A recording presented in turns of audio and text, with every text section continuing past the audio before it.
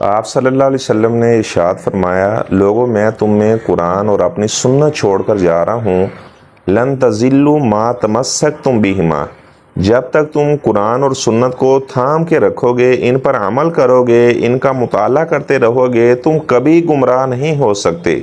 گمراہ ہونا تو دور کی بات ہے، گمراہی تمہارے قریب بھی نہیں آ سکتی۔ آج ہم نے اپنے آپ سے سوال کرنا ہے، کیا ہم روزانہ قرآن مجید کا مطالعہ کرتے ہیں، قرآن مجید کی تلاوت کرتے ہیں، اور جو آیات تلاوت کرتے ہیں اس کا معنی مفہوم تفسیر جاننے کی کوشش کرتے ہیں؟ اور کیا ہم روزانہ آپ صلی اللہ علیہ وسلم کے فرامین میں سے 5 حدیث، 10 حدیث، 20 حدیث روزانہ پڑھتے ہیں؟ کیا ہم نے قرآن کو اور سنت کو لازم پکڑا ہوا ہے، یا ہم نے قرآن اور سنت کو پس پش ڈال دیا ہے؟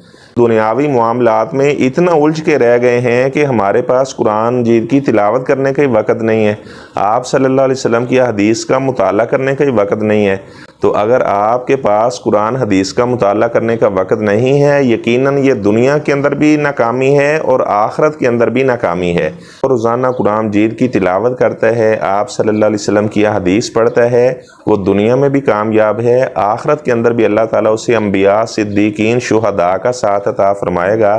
اگر آپ قرآن نہیں پڑھ رہے، احادیث کا مطالعہ نہیں کر رہے، اللہ تعالیٰ سے توفیق مانگا کریں۔ ہم قرآن مجید کی تلاوت کرنے میں یا احادیث کا مطالعہ کرنے میں سستی میں مبتلا ہیں، تو اللہ تعالیٰ سے ہم سب توفیق مانگے کہ یا اللہ ہمیں قرآن مجید کی تلاوت کرنے کی توفیق عطا فرما۔